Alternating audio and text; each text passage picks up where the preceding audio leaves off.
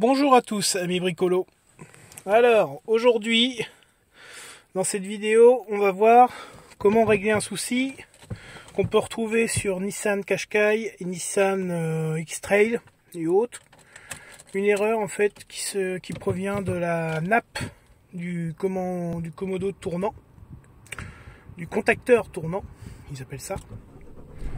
Il y a une nappe tournante dans le volant qui sert à relier l'airbag au reste de la voiture. Et là vous voyez, j'ai une erreur. Alors bon, l'erreur moteur, faut pas en tenir compte parce que c'est autre chose. C'est un cycle de FAP qui s'est pas fait correctement, qui a marqué une erreur, mais maintenant je peux plus l'effacer avec les outils de diag que j'ai. Donc ça il faudra que je passe par un garage Nissan qui a le Nissan Consult pour effacer ça. Nous on s'intéresse à l'erreur airbag. Le problème c'est dans le contacteur tournant qui se trouve derrière le volant, la nappe qui sert de contact pour l'airbag qui est cassée. J'avais déjà réparé une fois, mais là j'ai racheté carrément un contacteur tournant complet et je vais vous montrer comment le poser. Donc on va y aller, on sort les outils et on y va. Et on va aller ouvrir son capot pour aller déconnecter sa batterie. Je prends mes petits outils, on va aller déconnecter donc la cosse de notre batterie. Voilà, donc une fois que vous avez déconnecté votre cosse de batterie, c'est important, il faut attendre une petite période afin que l'airbag, en tout cas les condensateurs du système, tout ça, se décharge un peu, qu'il n'y ait plus de courant pour déclencher l'airbag. Ça serait con de se le prendre dans la gueule. Donc là, je vais remettre ma clé. C'est simplement pour avoir le volant que je puisse tourner sans faire trop d'efforts et sans déclencher donc le Neyman, sans bloquer le Neyman en fait. Alors, première chose à faire, on va démonter donc l'airbag sur cette voiture. C'est assez simple. Vous avez au niveau du volant, juste ici, vous aurez un petit cache plastique. Moi il n'y est plus, j'ai acheté le véhicule, il n'y avait déjà plus les caches plastiques au niveau du volant, ce qui veut dire que ça avait été déjà démonté auparavant. Du coup, vous défaites le petit cache plastique donc avec un petit tournevis plat. Moi je ne l'ai pas, on va le mimer. Hop, on met dans l'encoche, on enlève le petit cache plastique. Vous ne le perdez pas le petit cache plastique, c'est important. Ensuite, on va venir prendre un embout de Torx et de mémoire, c'est le T30. Donc c'est bien ça que j'ai dans les mains. Oh oui, c'est un 30. Il me semble que c'est un 30. Hein. On va regarder ça. C'est bien cet embout là. Donc on va dévisser les vis. Il n'y a que deux vis qui maintiennent l'airbag sur ce système là chez Nissan. Là, elles sont dévissées.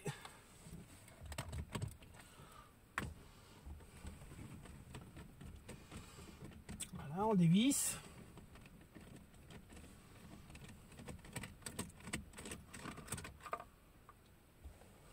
Cette fois-ci, elle est venue. Donc on la garde précieusement, la vis. Je vais la retrouver derrière de toute façon, moi. Alors là, on va venir tirer sur son airbag gentiment. Hop, ça sort tout seul. Et du coup, on aura notre airbag du coup accroché par des câbles. Il faudra défaire la cosse donc du klaxon. Vous avez la cosse d'airbag. Je vous montre avec la cosse qui est défaite parce que ça sera plus simple. Donc cette cosse là, elle se monte dans ce sens là, au niveau de votre volant. Il y a les petits ergots en fait qu'il faudra venir pousser. On vient pousser par derrière les petits ergots avec un petit tournevis pour déclencher. Et normalement la cosse à ce moment là va pouvoir sortir. Je viens derrière, je passe mon tournevis qui passe pas. Qu'est-ce qui se passe? Mon ergot, ah oui, il est de traviole.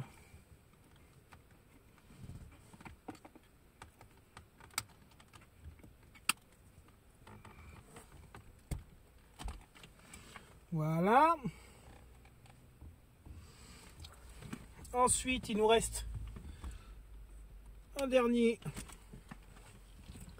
dernière prise à déconnecter. On vient appuyer sur le dessus de la prise ici. Et là, le petit ergot, en fait, va se baisser quand on le fixe dans le contacteur tournant. Une fois que ça c'est fait, déjà vous avez retiré votre airbag. Tout à l'heure, j'ai dit que c'était une douille de 19. On va prendre une douille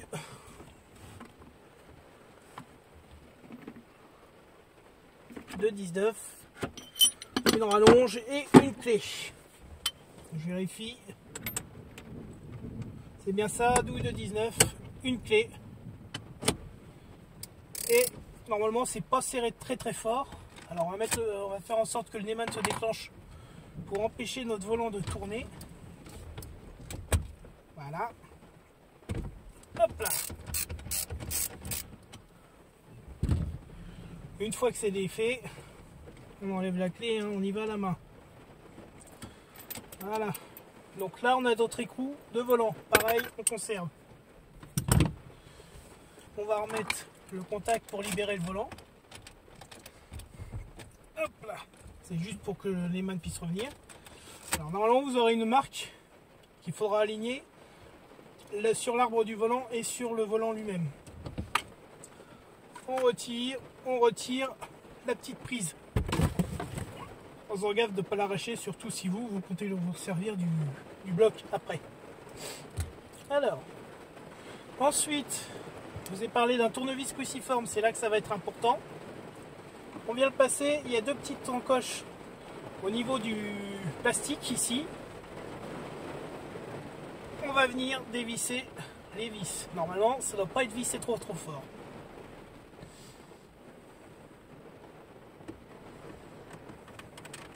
Voilà. Première vis qui descend.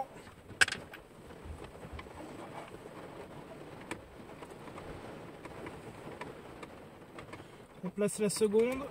Tac. Là, on est dans l'empreinte. On force un petit peu pour débloquer, desserrer. Et ça vient.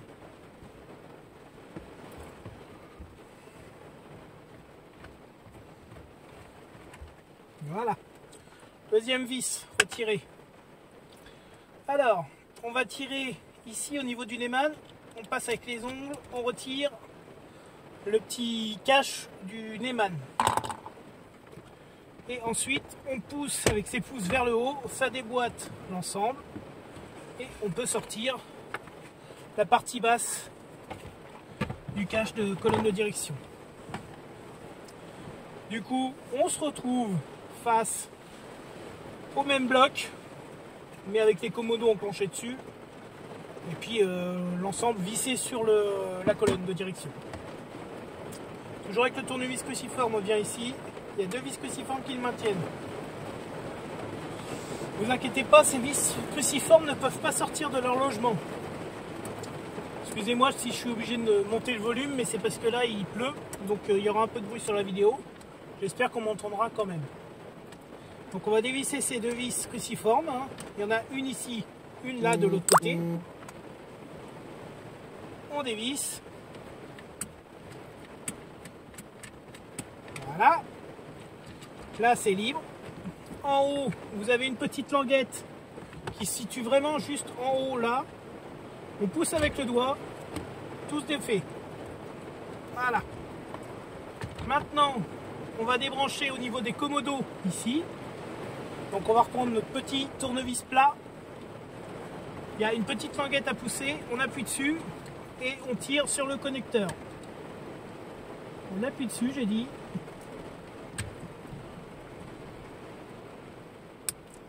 Voilà. Maintenant on tire délicatement sans trop tirer parce qu'on va défaire les fils qui se trouvent dessous. On fait pareil avec le deuxième ergot. Voilà.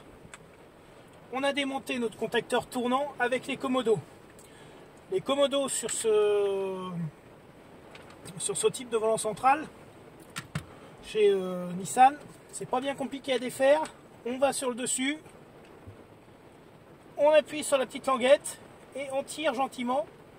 Pareil ici, on appuie sur la petite languette, on tire gentiment et le komodo nous vient dans les mains. On répète la même opération de l'autre côté. Voilà. Ensuite, on a une chose à récupérer pour notre contacteur tournant, c'est ça. Ça, c'est ce qu'on appelle le capteur d'angle de braquage. Donc il y a deux vis encore, cruciformes, à défaire.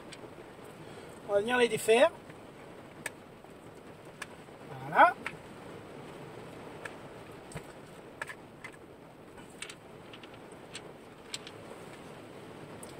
Pareil, on défait la deuxième. Hein.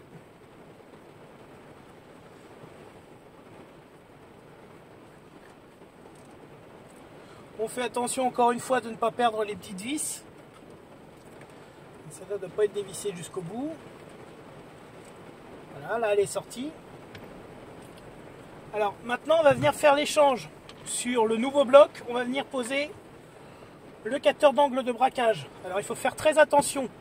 Quand on vous vend le nouveau bloc, il y a un dispositif qui le bloque en position centrale. On va prendre notre volant. Alors attendez, je vais vérifier parce que je connais. Donc là, normalement, je peux faire 2 tours. 1, 2, 1, 2, et voilà. 1, 2. Normalement, c'est bon. On est en position centrale là. On va le tirer. Pardon, il y a une troisième vis, j'avais oublié, qui se situe sur le haut.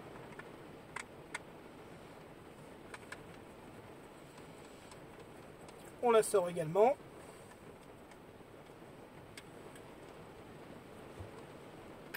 Voilà. Lui, on ne le change surtout pas de position du coup, parce qu'on a des ergots dans le nouveau boîtier qui vont correspondre en fait aux ergots qui sortent du capteur d'angle de braquage. Donc on revient le poser. On fait attention à bien mettre les ergots bien en face. Et on appuie gentiment. Ça doit se clipser tout seul, sans forcer. Et on n'a plus qu'à remettre les vis. Ça c'est l'ancien modèle. Donc que je vais vous montrer, je vais vous démonter et vous expliquer comment ça fonctionne et pourquoi ça tombe en panne. Mais ça sera dans la vidéo suivante. Le désassemblage et l'autopsie du contacteur tournant. Donc là, on a démonté nos vis. On va les remettre.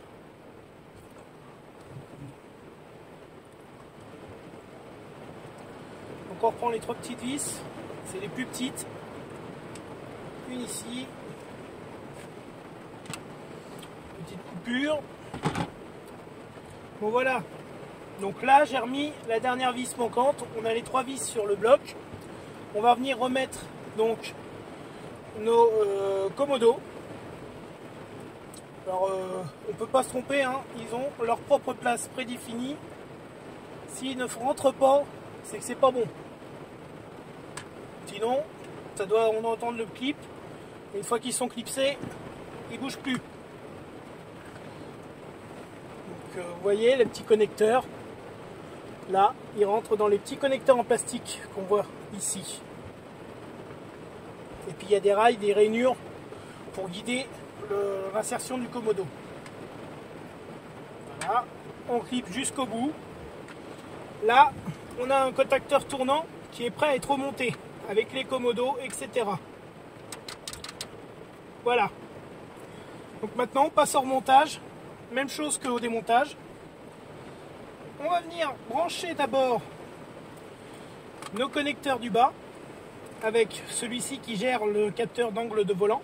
C'est pour l'ESP et l'ABS. Donc on va brancher les deux, le gris et le jaune, qui pourraient être d'une autre couleur chez vous, mais bref, ils ont normalement la même fonction. Hein. Alors, si ça force, c'est que vous avez une pine qui n'est pas tout à fait en face. Donc il ne faut pas non plus forcer comme un malade. Moi ça force là, il faut que je regarde si j'ai pas une pine qui n'est pas un peu tordue. A priori ça a l'air bon. Qu'est-ce qui force? Voilà, c'est bon. C'est le plastique qui forçait en fait. Voilà. Donc on rebranche la troisième, pareil. Alors elle, bah, si c'est de la pièce constructeur, il n'y a pas de souci, ça bouge pas. Hein. Maintenant qu'on a fait ça, on va remettre en place le petit ergot ici. Donc on tire délicatement en maintenant le tout. Hop, il est enfoncé. On prend le tournevis cruciforme. On vient revisser les deux vis qui vont le maintenir. Hop, il faut bien les placer. Voilà. Et on visse jusqu'à ce qu'il n'y ait plus de jeu. On serre correctement. Alors c'est pas la peine de mettre une force de brute non plus dessus parce qu'il n'y a pas de couple appliqué à cet endroit là, mais il faut quand même que la vis soit bien bloquée. Notre vis c'est bien bloqué, tous les éléments sont remontés. Maintenant on n'oublie pas le dernier à brancher, celui-ci qui vient se brancher sur les commodos. C'est pour tout ce qui va être essuie-glace et commande au volant. Hop, c'est branché. Ensuite, on va pouvoir remonter donc cette partie-là. On va reprendre notre partie plastique. On vient la repasser comme ceci. On fait attention au niveau de la manette du levage du volant. Et puis on fait attention à ce câble-là aussi. Donc on regarde bien qu'on est bien aligné. Là, par exemple, moi derrière, le cuir qui entoure le volant, c'était pas bien mis. Voilà, là c'est bien. Donc ce que je fais souvent moi, c'est que je mets comme ça et je viens mettre à ce moment-là le cache du Neyman, parce que ça me dit tout de suite si je suis bien aligné ou pas. Si je suis pas bien aligné, il rentrera pas de toute manière. Voilà. Et là vous voyez, votre truc il bouge déjà plus, donc c'est déjà bien. On va venir pousser sur le dessus en alignant au mieux les petits clips plastiques. Il y a un moment où ces petits clips plastiques vont rentrer facilement. Voilà. Là, il reste clipsé. C'est bon. On reprend notre tournevis cruciforme. Et on va reprendre nos deux vis qui viennent là pour resserrer le tout.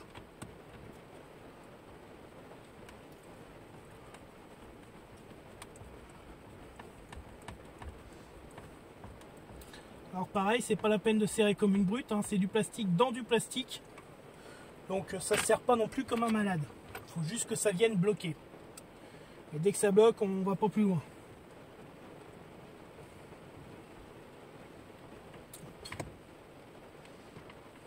Là, je suis pas dedans. Là, je suis dedans.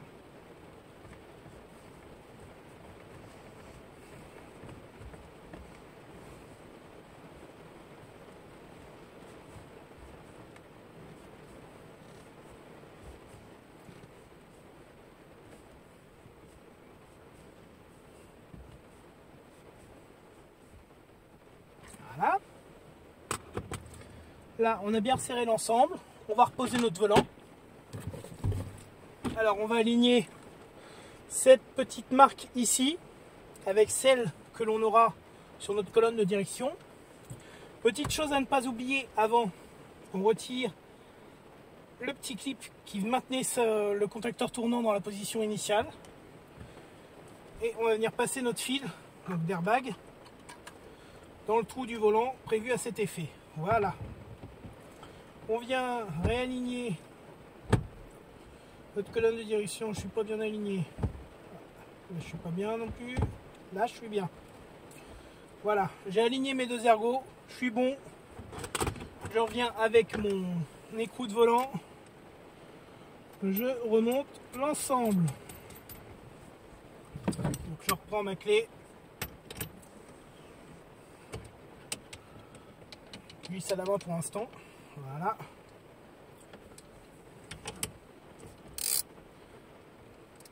On resserre.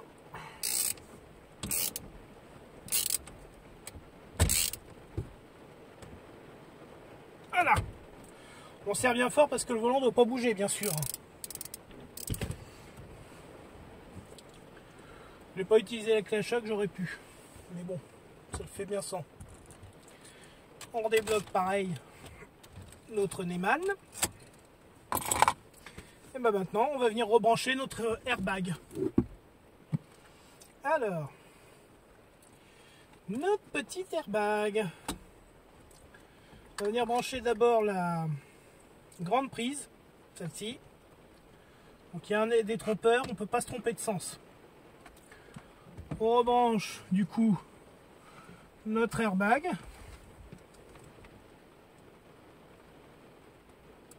Voilà, excusez-moi de passer devant, hein, mais c'est pas bien évident de montrer.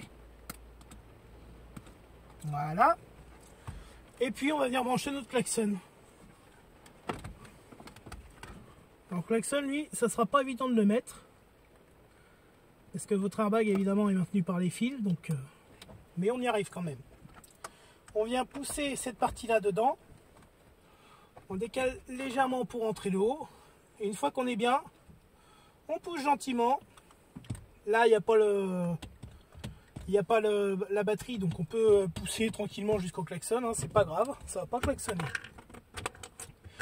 Et puis donc là, maintenant, dernière étape, on va remettre nos vis.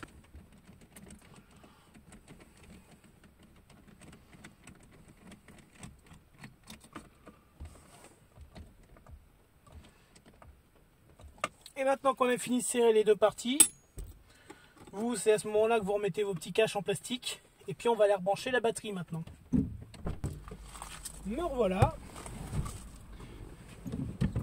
Donc, j'ai rebranché la batterie. Et maintenant, on va redémarrer la voiture. Première chose, on va vérifier qu'on a bien les essuie-glaces qui fonctionnent. Les lumières, c'est bon aussi. On a le lave-glace et tout. Donc, pas de problème au niveau des commodos. J'ai mes commandes au volant qui fonctionnent bien. Pas de problème non plus de ce côté-là. Maintenant, je vais démarrer le véhicule. Et voilà. Là, il n'y a plus d'erreur. Je vous montre. Hein. On arrête. On remet le contact. On a bien le voyant de contrôle qui paraît. Voyant d'airbag. Et dès que j'allume, il ne revient pas. Donc le souci est réglé. Et j'ai maintenant, parce que j'avais des soucis pareil de commande au volant, je peux commander mon volume correctement, mes diverses fonctions, bon, même s'il n'y a pas de CD, et je peux utiliser mon téléphone avec les commandes au volant. J'ai aussi mon régulateur du coup qui refonctionne parfaitement.